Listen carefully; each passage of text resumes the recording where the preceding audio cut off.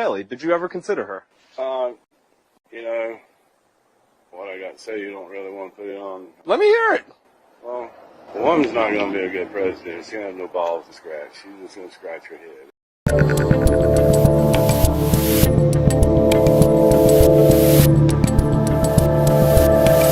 Whether you're scratching your balls or scratching your head, this is the Rubin Report. I'm Dave Rubin. It's March 6, 2024. We're live streaming on Rumble, on Locals, on YouTube, post-game show, rubinreport.locals.com. And yes, yesterday was Super Tuesday, which we realized after the show we didn't even mention, which I think sort of tells you the state of things, which we're going to dive into today. We're actually going to step away a little bit from the cultural stuff and some of the tech stuff that we've been focusing on and just dive right back into what's going on politically, because yes, it was Super Tuesday. Trump basically swept. Nikki Haley is done.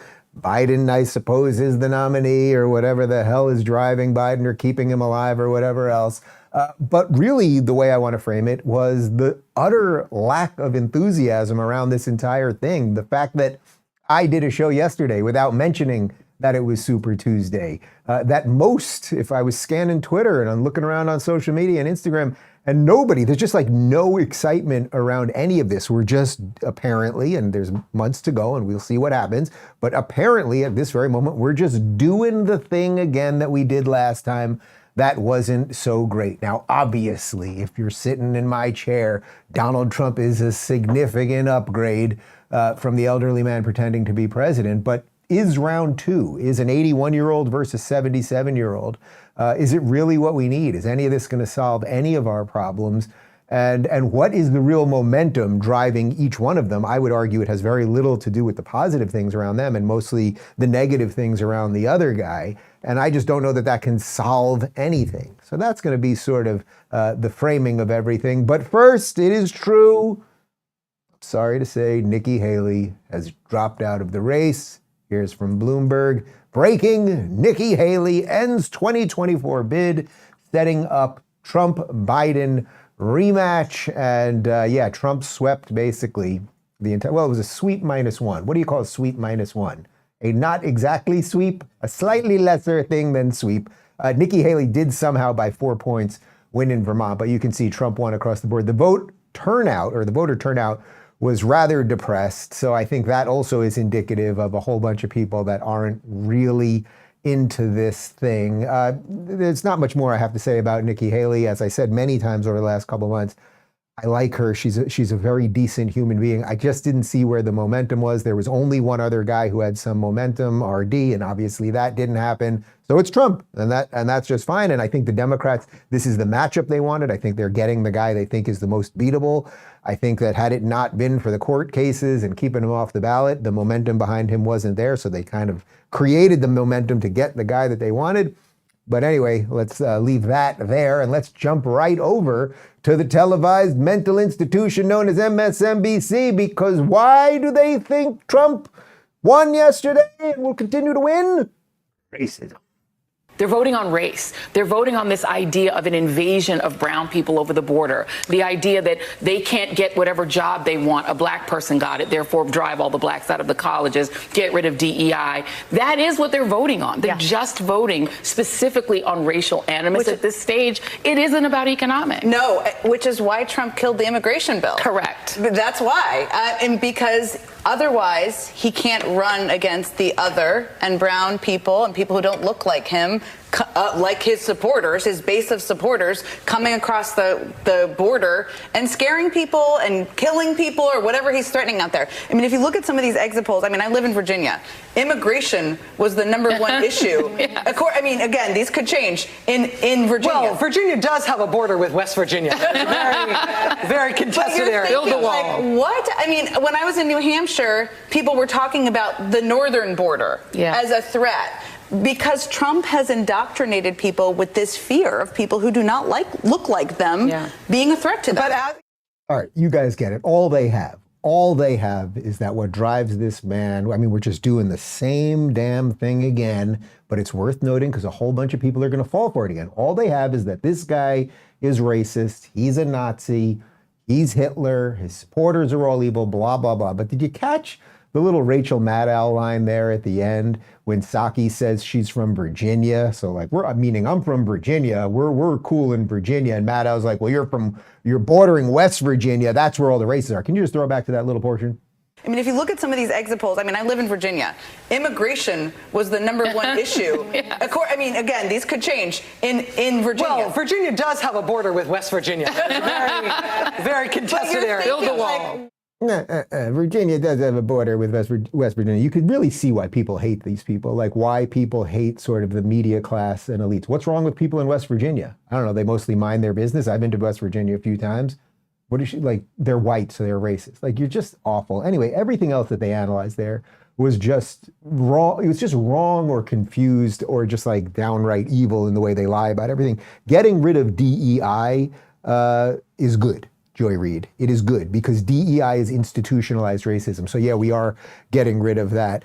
People are not concerned so much about the color of the skin of the people that are coming over the border, rather than their intent, their beliefs, et cetera, et cetera. So it's not just that people are upset that brown and black people are coming over the border. When there's Chinese nationals coming over the border, who the hell are these people? Why are they allowed in the country? Et cetera, et cetera. So everything that they frame everything around the lowest common denominator around race, rather than perhaps, I keep talking about this magical mirror that I want to get all these people. How about you guys just look in the mirror and be like, maybe the demonization we've done of all of these people for so long and telling everybody that they're bad because they have different beliefs than us. Maybe that's starting to drive the momentum back to the orange guy who we hate so much, although he does give us an awful lot of clicks, so we kind of do love him. And perhaps we think he's the most beatable candidate, which is why we wanted him to be the Republican nominee. Anyway, it continued over at MSNBC. Here's Alex Wagner, who I believe is married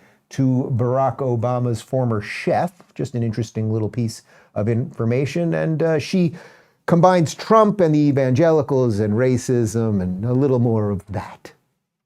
The issue of race animates Donald Trump. The issue of race has long animated the evangelical movement. And in some ways, it makes perfect sense that you're seeing the unity that you are today. And I'm so glad. It's just so bad. It's so thin and it's so wrong. I went to many, many Trump rallies, and I suppose if they have some in Florida as we get closer to the election, I'll gladly go to them and see what's going on there. But I never saw anyone be racist. Remember, Trump, lowest all-time black unemployment, lowest all-time Latino unemployment, and he said that at the State of the Union, and the Congressional Black Caucus sat there like this. Remember that? It was like, all right, if you say you're Congressional Black Caucus, I think you'd like for black people to have jobs, but no, not if those jobs have something to do with an orange man. Also going after the evangelicals who I have by and large over the last 5 years or so of my life, as I've traveled the country and I've done book tours and met people everywhere. The evangelicals are I have consistently found to be the most nice, welcoming, decent people. And the idea that they're just driven by racism. Like, lady, you wouldn't say that about any other group. Pick a couple other religions that might be a little more driven by racism. Why don't you say that? There's an awful lot of people outside in the streets in New York and in DC and in LA and San Francisco chanting for genocide of the Jews. A lot of them are of another religion. You don't really talk much about that, do you? From MSNBC, let's go over to The View because we got their incredible analysis of everything. And Whoopi also wants to freak you out because Trump's coming for the women and the gays. I'm simply going to say this race comes down to you. This race comes down to nobody but us. This is all of us. So pick what you want.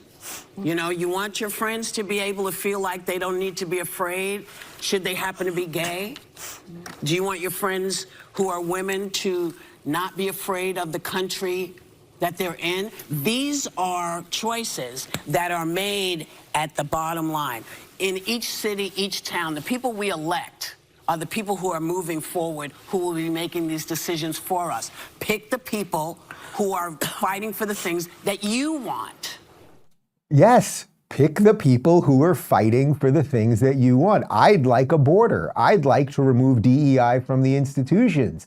I'd like lower taxes. I'd like states' rights. I'd like rule of law. I'd like better policing. I'd like less homeless people. Those are things that generally now are more associated with the Republican Party, and Donald Trump is the titular head, good word, of the Republican Party. Also, the idea that Trump is coming for the women and he's coming for the gays, it's so boring, and we've been through this a million times, and that isn't to say that there aren't some, let's say, more radical religious people on the right who don't really like the gays, but Donald Trump certainly is not one of them. You all know the story. I'll recap it in 42 seconds of when I went to Mar-a-Lago. I met Trump for the first time, and Junior introduced us, and I was standing there with David, and Trump looks at me, and he goes, I kind of recognize you. Who are you? And I was like, well, I'm Dave Rubin. I'm on Tucker sometimes. Maybe you see me. And he's like, oh, yeah. And he looks at David, my husband. Who are you? He goes, well, I'm his husband. And Trump goes, that's great. And he gets up and he stands up. I want to shake your hands. And he goes, you know what your only problem is? Pointing at me. Your only problem is you guys are too handsome. You could have any chick you want, but you want this guy. And then he's like, Melania, can you believe it? These guys are gay. And it was just like, it was fun and normal and decent. And that is very the reverse, actually, of the way the left treats the gays, where they should be worshipped. You should be on your knees with the gays. No? That's what he said. There you go. Anyway, we'll get to Trump in just a moment, because he gave a long-winded, as he does, a long sort of extemporaneous stand-up speech at Mar-a-Lago last night after he swept -1. Super Tuesday. We'll talk about that in a sec. First, Gravity Defier, guys. Let me share a recent discovery with you. G-Defy shoes. That's G-D-E-F-Y shoes. Let me tell you, they are simply amazing. No, they're beyond amazing. G-Defy is a footwear company on a mission to relieve knee, back, and foot pain. Now, as many of you know, I've struggled with knee pain playing basketball. I don't have an ACL in my left knee. But from the moment I slipped into my G-Defy shoes, the pain has just vanished. How does G-Defy achieve this ultimate comfort? Firstly, every pair comes with free custom orthotics to align your body perfectly. Then there's their patented VersoShock trampoline technology in the heel, which absorbs harmful shocks and provides positive, renewed energy, empowering you to tackle every day. Additionally, G-Defy has integrated a strong structural system into their shoes that improve your posture and encourage you to walk using your calf and other major muscle groups. Don't take my word for it. Read the countless customer reviews raving about the pain relief and amazing comfort they have experienced with G-Defy shoes. I, for one, can't get enough of them, and I wholeheartedly recommend them to anyone looking for relief. Experience the comfort and pain relief for yourself. Visit gdefy.com today and use code Rubin30 for $30 off. 150 or more. And now back to me. All right, let's just jump over to Donald J. Trump at Mar-a-Lago, which I'm told is worth more than $17 million, celebrating his Super Tuesday blowout.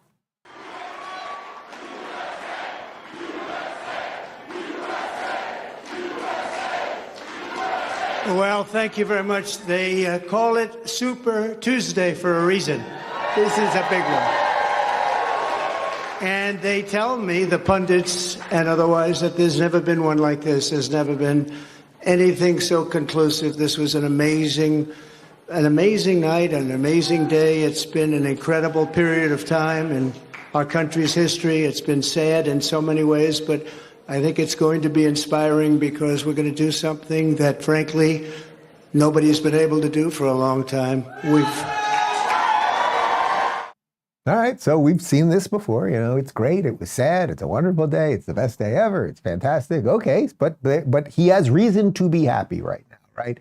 The court cases, or the Supreme Court ruled that he's going to be on the ballots.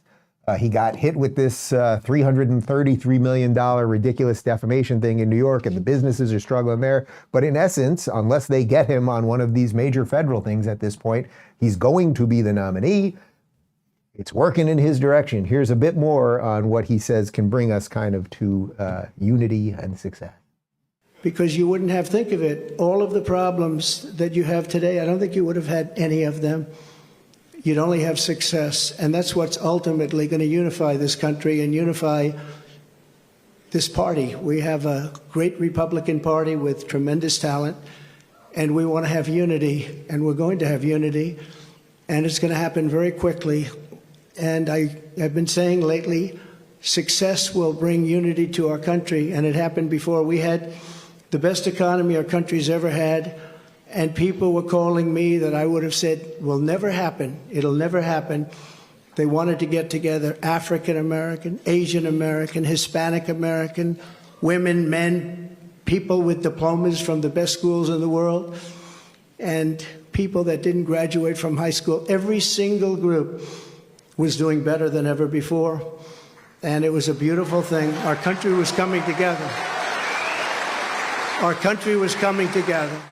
You know, the line "success will bring unity," I think, is the right message for Trump. That if you look at if you look at Trump's time before COVID, we had incredibly low unemployment. We had an economy that was chugging. We had peace deals being signed in the Middle East. There was really a world realignment. People are looking at an America again that they could look up to, and I do think that is what the world wants. Trump deserves absolutely all of the credit for that. And COVID happens, okay, it changes everything.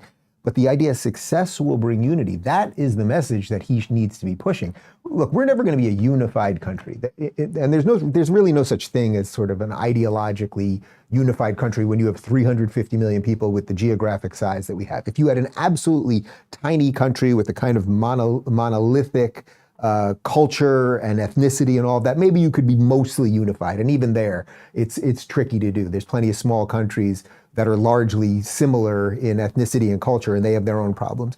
We have a massive amount of land with 350 million people, with people from every walk of life. So the idea of unity, especially in the time of like, how are you gonna have unity with, let's say, if a third of the country is basically woke leftists, you're never gonna have unity with them. So it's not unity in sort of the grand sense, but success does kind of quiet people, right? So if Trump becomes president, and then he starts unleashing the American economy again, and we start making a foreign policy that actually makes sense again, maybe pull back from Ukraine, right? Like whatever that might be, it doesn't even matter so specifically. But if we start doing some things right again, the success will start presenting itself. And then when people are a little more successful, they have a couple more dollars in their pocket, and then interest rates go down, and then it's like, oh, I could buy a home now, and I can spend a little bit more money, and I can go on a different vacation.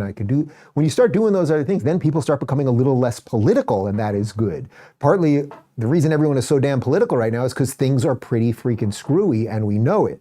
All of that being said, the real question is, what will be the momentum behind Trump? Because we know that there's a huge anti-Trump movement, and we know that the base loves him, but for those middle-of-the-road people, or the people who might be on the way, who've had it with the left, can Trump capture them right now? I don't know the answer to that. However, you're not going to believe this. I'm about to show you a clip from CNN where they actually made sense. It's John King and Jake Tapper, and they're standing in front of one of those big screens, very exciting for them. And John King, I think, actually said something that was sensible on CNN. Can we send them a bouquet of something? Okay. The percentage of it has actually jumped up even more. It's 88% of the delegates. So you're looking at the percentage. Donald Trump cannot mathematically clinch tonight, but he can get within 100 or so of what he needs, and he can do that next week. And so what you have here is, he has remade the party in his image. There are still some Republicans who are trying to take it away, like take it back. Right? That's over. That's over. There's no back. That party doesn't exist anymore. Right. It just doesn't. It just doesn't. Look at the House of Representatives. Look at what's happening in the United States Senate. Mitch McConnell stepping aside. And some of the more governing conservatives trying to keep their power even just within the Senate Republican conference. This is a new Republican Party. And so you have a very formidable Republican frontrunner who has remade the party in his image. And I know a lot of people at home are asking, well, wait a minute. We all saw January 6th. Wait a minute. Innocent till proven guilty, but there's all these cases. He has convinced them he won the last election. Never mind anything that happened since then. A majority of these voters are going to the polls in most of these states still saying that Donald Trump should be president. Yeah. And so this is his party. And again, sometimes I think stop talking. Just look. It's 8 months from now. So you have two very strong frontrunners who both have very significant weaknesses. And then you have the question of the third-party candidates, which I raised. I don't know what they gave him right before that, but that's John King actually making sense. Yes, the old Republican Party is dead. I think Nikki represented the last chance for the old crew to do something here that was not, pure MAGA, right? She's now gone. Mitch McConnell stepping down. He is the ultimate representation, avatar of the old Republican establishment and the swamp and all of that stuff. So now it has been remade. The Republican Party has been remade in Trump's image. Now we will see if he actually becomes president and then that scales up, or He remakes the Republican Party in his image.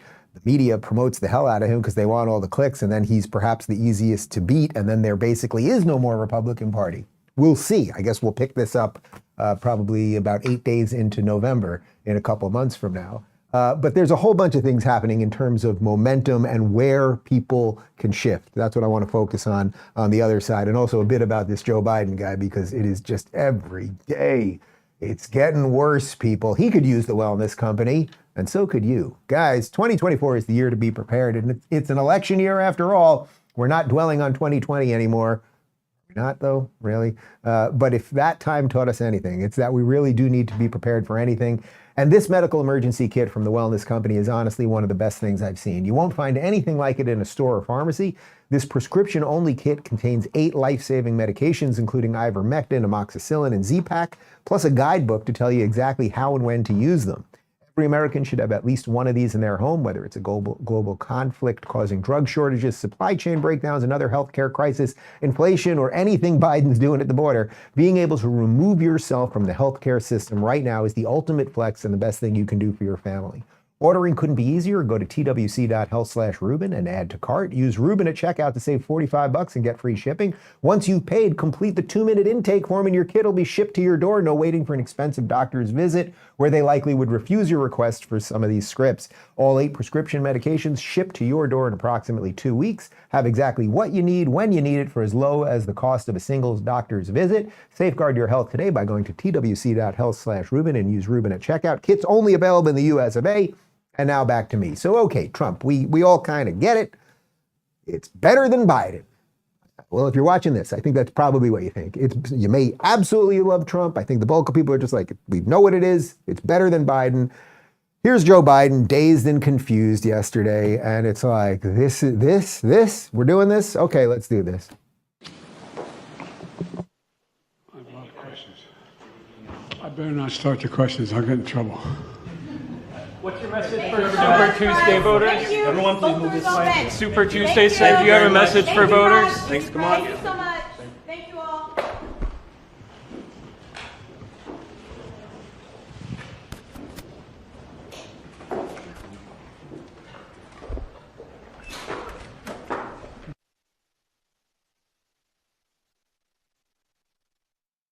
That is the man that is the president of the United States right now, and they are telling us we'll be president for 4 more years after this thing. That look in his eyes, the stiffness of his face and the rest of his body, these are all indicators of serious cognitive decline. And that line, we're going to show it to you again, 4 seconds, that line where he constantly is telling us that if he does certain things, usually takes questions or goes off the prompter, that he's in trouble. Who is he in trouble with? Just look at his eyes as he's saying this. I better not start the questions. I'll get in trouble.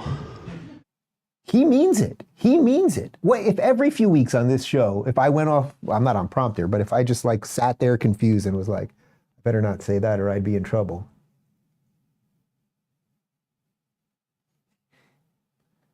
You might go, Dave's got a problem. We better call somebody. Let's look into what's happening there. And yet he's the president of the United States, and he keeps telling us that somebody apparently is threatening to kill him if isn't he in charge? Isn't he the one supposedly that has the codes for the nukes and the whole thing? Anyway, here he is talking about the Cookie Monster. In fact, some of the small snack companies, you won't and think you won't even notice what they're doing. When they charge you just as much for the same size bag of potato chips, only has a hell of a lot fewer chips in it. I'll tell you who did notice, the Cookie Monster. He pointed out his cookies are getting smaller, paying the same price. I was stunned when I found out that's what actually happened. With that, I'm going to turn this over to Lael, the Director of National Economic Council. But I'm supposed to leave for a meeting with the Business Roundtable on the telephone. But I'm going to hang around and listen a little bit. So with your permission, I'd like to stay and my staff will tell me when the drop dead hour occurs. What? My staff will tell me when I'm going to drop dead. It's like, okay, the Cookie Monster, whatever. You know, the Cookie Monster is a Muppet. He's a puppet. It's just a man with his hand up the ass of a puppet, which I'm pretty sure is what's happening with Biden at this point. It's Obama's got his hand right up his old ass. On CNN, Jim Acosta is still defending Joe Biden and his cognitive abilities because that's what you are paid to do if you are part of the machine. Paul, it's a continuation of what you hear on the right, that Biden is out of it. He's slipping and all of this stuff, and that the fascists and the communists at the White House are in charge. Right. Well, we all response? remember when Joe Biden confused Barack Obama with Donald Trump. Oh, wait, no, that was Trump. We all remember when Joe Biden was under oath and he mistook a woman he raped for his wife. Oh, no, that was Donald Trump. In other words, I think the coverage of this has frankly, not been very accurate, right? Biden's gaffes have always been built in. He's always had his verbal slips, as we all do. I've known him 35 years. I haven't seen it really get worse. Yeah. Trump is getting worse. He's melting down. Paul, I'm so glad you said that. They're just so incredibly terrible. How do they sit and have lunch in the commissary at CNN and like talk about their children and their lives, knowing that they're all just shill liars? Really, Begala? You've known him for 35 years and you don't think he's worse now? He was wandering off all the time 35 years ago, the stammering and the confusion and the I better not have said that, and then the just blank stare and the stiff gait and the hands that don't move. Yeah, all of that was happening 35 years ago. But Trump, it's worse with Trump. Yes, everyone makes gaffes. I make gaffes on this show. Generally, when I make a mistake, I pick up on it pretty quickly. Every now and again, you guys correct me after the show. There is a wild difference between making a verbal gaffe, a mistake, and completely having your brain blown apart to the point you don't know what you are saying. You are constantly confused and all of those things. And it's actually annoying talking about it because it could happen to any of us and will probably happen to more of us, these degenerative brain diseases, because of what our phones are doing to us and everything else. And most of you watching this probably have a grandparent or someone that you know that has had some of these things. My parents have a very good friend right now that has dementia. It's very sad. He was a great guy when I was growing up. My grandma had dementia. I spent a lot of time going to elder care things with her to try to reverse some of the stuff. So it's not to be glib about any of this, except they're making us be glib about it because they're telling you don't see what you see right in front of your face. That basically should be the tagline of CNN. It used to be this is CNN. That was pretty simple. This is CNN. Now it should be CNN. Don't believe anything that you see. That would make a hell of a lot more sense. But speaking of things that you shouldn't believe that you see, they still are telling us that the border is not totally screwy, right? So we've been covering for a year, and many other people now, all the online people were covering this disaster at a border. And what did they tell us for months? No, it's a lie. No, it's not happening. Now they're kind of saying it's happening, and we have to have a bipartisan deal to make it happen, even though Biden had all of the regulations in place. He reversed them first day in office. They brought Pete Buttigieg over on CNBC. And Joe Kernen's the host of the show, and here they are talking about the border crisis. And Pete, who got his job because he's gay, which is a great thing to put on a resume if you want a job with the government, here he is running cover for the administration. That didn't come until it became clear it was going to be a major campaign issue, and only then did the Biden administration get interested in it. And every time I hear those talking... Hold on, let's be clear here, Let me finish first. But every time we hear those talking points that suddenly it was Republicans who ruined the border, that's why people get so frustrated. We know what President Biden said about inviting people in. We know that he got rid of all the things that were keeping the border closed that President Trump had put in. We know that he got rid of all those. So when you say it's not his fault, that's literally not true. It's literally not true that he got rid of the veterans. It's true he got rid of family separation. Did you see 7.2 million people come in during the Trump administration? It was a trickle. He got rid of the policy to tear children out of the arms of their parents. That's true. But it is not true. Some of the other things that have been suggested. Let's be clear. Bipartisan efforts of border reform why there's a have taken place in 2015, 2006. Okay. I mean, literally.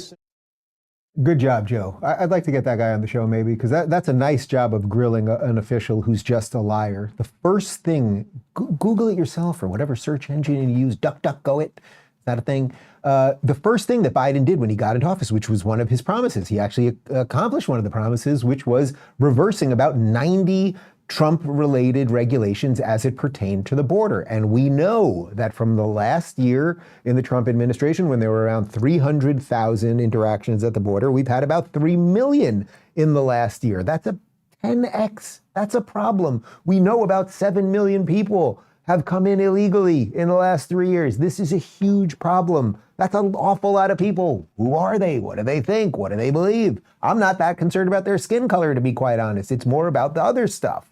It's about the belief system and what are they doing here and all of those things. But it's not just, I mean, this story is absolutely wild. It's not just all of the videos that you're seeing of these people flooding through the border and the border guards opening up doors for them and literally opening doors, lifting barbed wire and all the rest of it. Now the Biden administration, check out this headline from the Daily Mail. Biden administration admits flying 320,000 migrants secretly into the U.S. to reduce the number of crossings at the border as national security vulnerabilities. That is absolutely wild. So now we're finding out that there's probably another 320,000 people that they flew in because they thought the numbers were looking too inflated, and that would not look good for Biden. Elon Musk saw that headline and he tweeted this. This administration is both importing voters and creating a national security threat from unvetted illegal immigrants. It is highly probable that the groundwork is being laid for something far worse than 9/11, just a matter of time. I mean, that is freaking chilling, and it is just true. We are only 5 or 6 months from October 7th in Israel, a country that has much better controls of their borders, that is much smaller, and has to pay attention to their border more because they are under a constant threat of assault and everything else. And look what happened to them. Steve Deace over at The Blaze, he then retweeted Elon Musk making that comment, and he wrote this. It only took about 20 people to pull off 9/11. This is an 18,000% increase, more people than that. I mean, do you think that there's a problem here? Do you think that there's a problem? We do not know who these people are. And then the second you say that you're concerned about that, just go back to those MSNBC clips that we mentioned. You're racist. You live in West Virginia. You must be racist. But if you think that some of the countries that did this nonsense open border stuff years before us aren't regretting it, well, they are. This was tweeted out by James Woods yesterday, actor James Woods, who's basically been kicked out of Hollywood for being a conservative. He doesn't act anymore. He basically said, I'm done as an actor. I'm just going to tell you what I think. Here are the streets of London yesterday.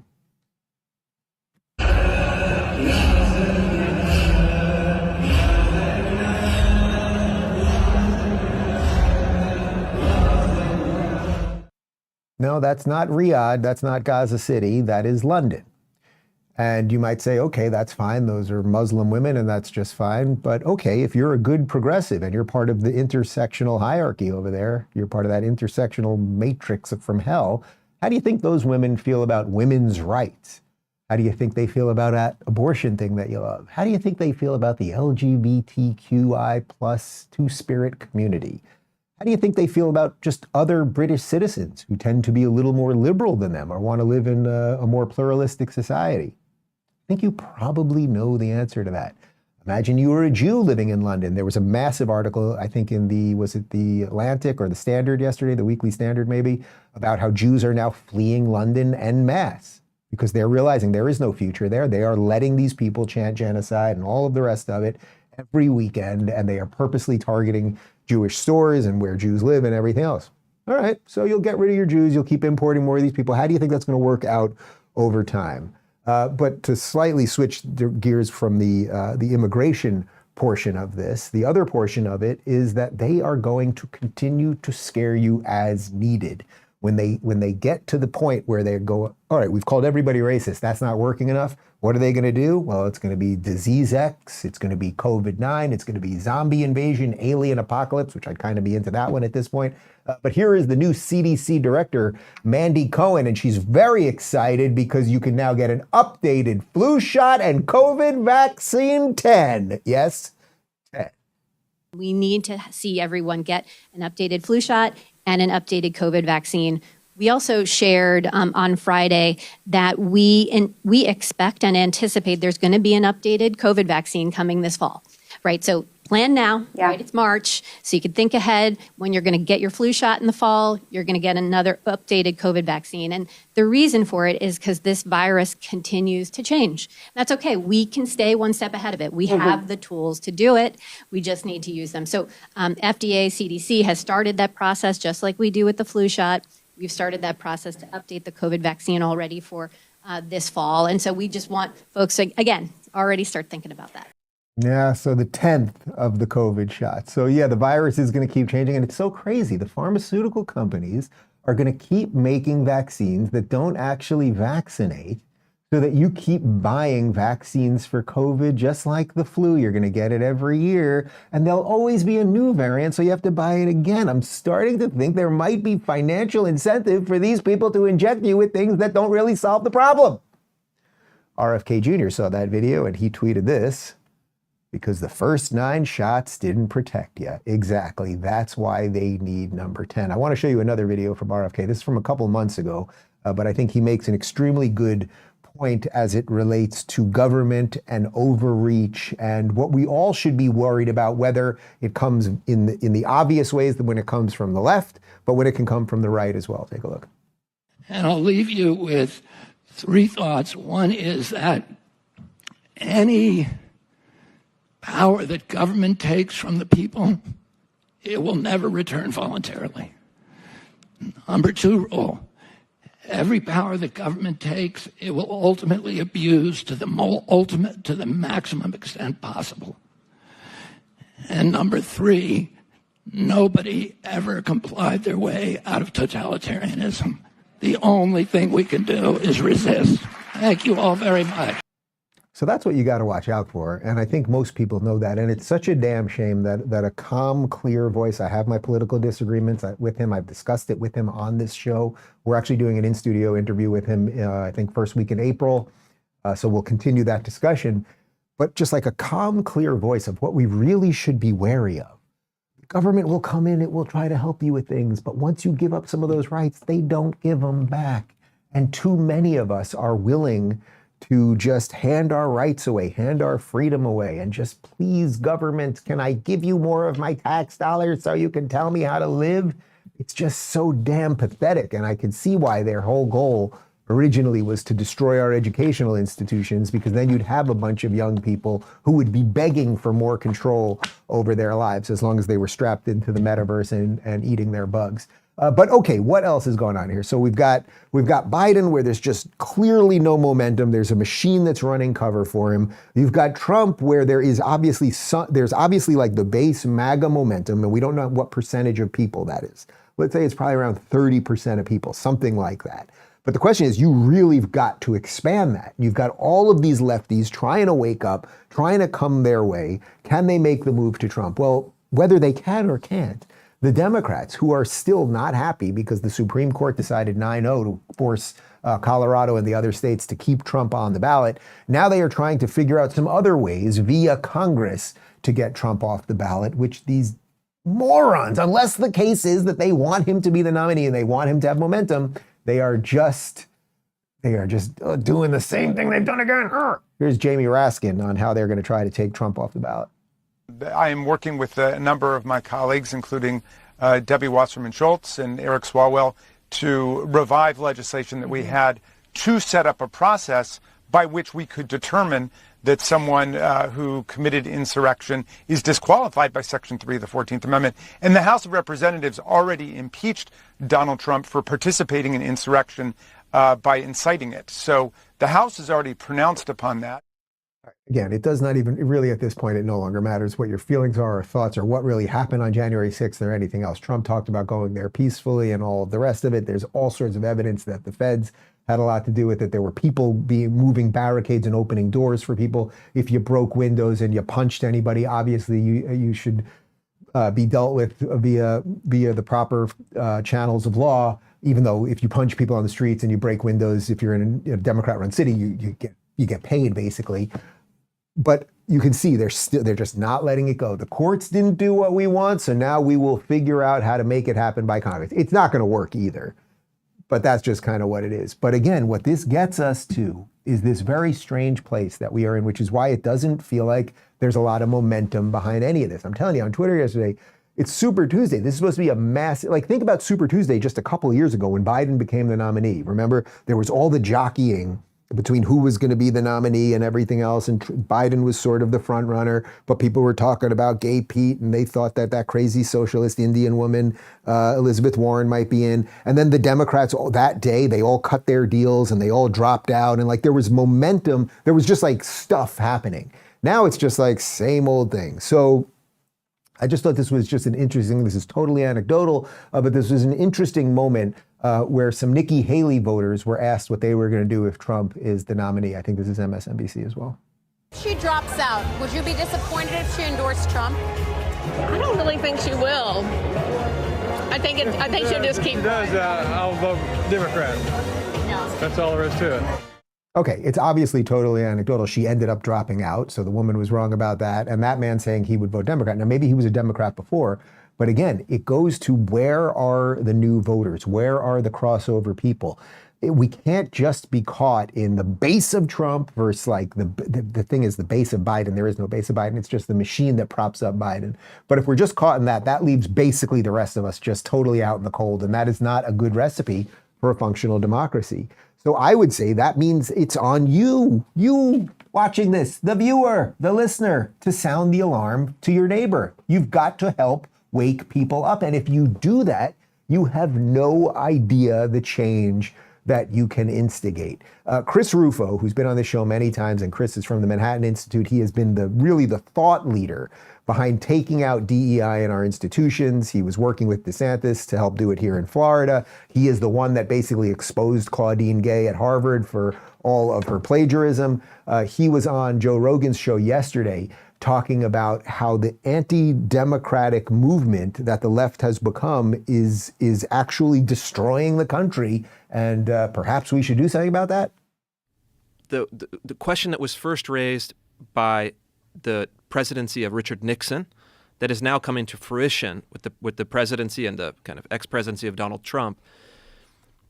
We have a democratic system that favors Trump in the sense that he won in 2016. He's winning the primary right now for Republicans in 2024.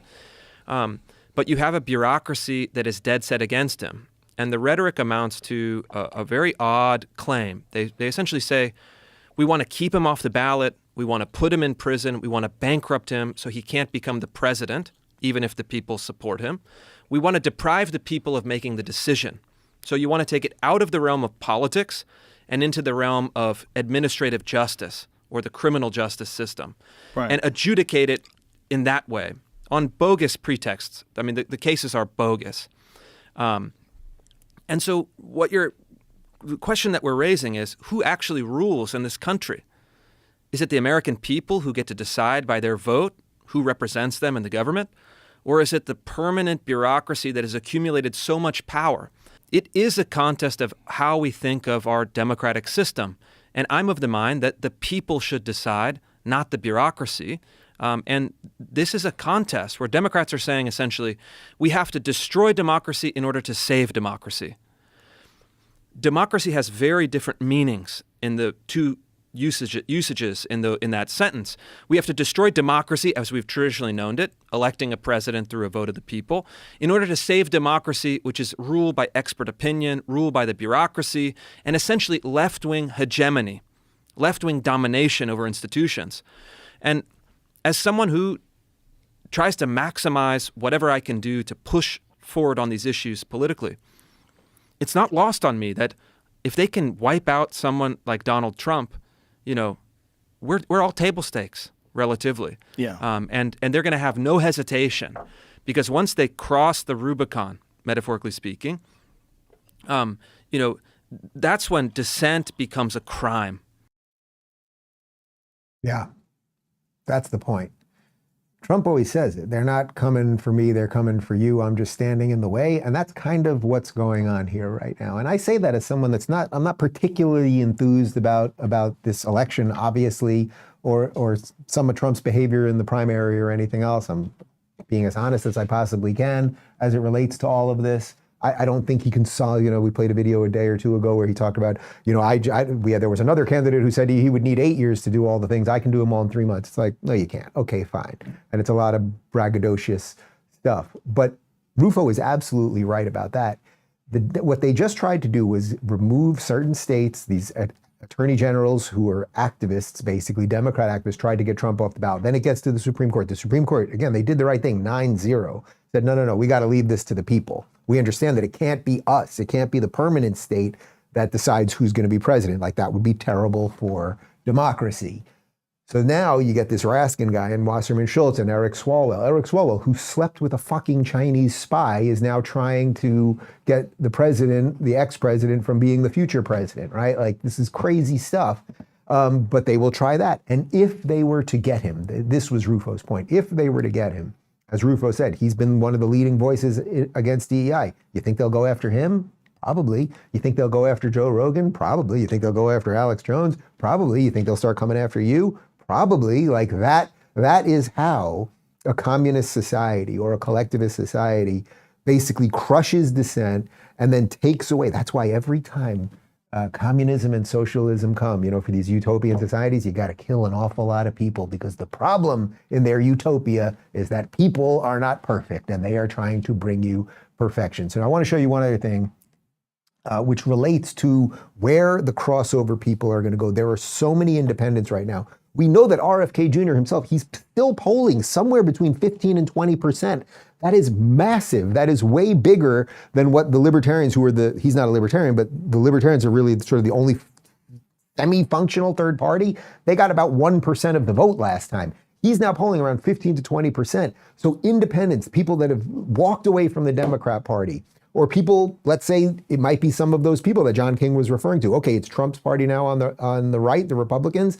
Well, the people that are not into Trump, they're looking for a home. So now there's this whole group of independents. And that's why I'm always talking about this certain set of people, whether it is Elon Musk or Joe Rogan or all the walkaway people, because they don't fit into those specific boxes. And Biden seems to be abandoning them. And I'm always encouraging Trump to figure out a way to do something with them. And Shapiro talked about that. This is the biggest story in presidential politics that no one is covering, is that positionally speaking, Joe Biden abandoning independence has led to a huge swath of people in the middle taking a look at Donald Trump. By the way, you can see this happening broadly writ in sort of more celebrity circles. A bunch of people who certainly are not on the right suddenly taking a second look at Trump and going, I'd vote for that guy. Like, Joe Rogan is not a right-winger. Joe Rogan will likely vote for Donald Trump over Joe Biden. That's just a reality. I know, Joe. That's very likely to happen. And I think he said it publicly. Elon Musk will vote for Trump over Joe Biden. Elon Musk is not a right-winger. I know Elon Musk, okay? Like, this is true for a huge swath of people. That's the group I'm interested in, because that's the group of people that I think will ultimately decide this election. Because most people are locked, no, not most people. The bases of the parties, let's say, are locked in. But for all of you that are free thinkers right now, that don't really care about the R or the D or anything else, and you're trying to figure out which way to go with this thing, and you see the deficiencies everywhere, it's like Trump has a great opportunity to get the Rogans and get the Elon Musks and get a whole swath of people, and that's where I'm going to encourage him to widen that net a little bit. Hopefully he can do that, and we'll see what happens with RFK, and we'll see if Joe Biden can even freaking make it to the election. We shall see on all of that. Guys, part one of my interview with Ashley St. Clair, who's done just an incredible job being on the ground at during a lot of this immigration madness. Part one is up on YouTube and Rumble right now. Full thing is up ad-free on Locals. People, the internet's live at 1 p.m. Post-game show in about 30 seconds. RubinReport.locals.com. We leave you with not a news blooper. Goodbye.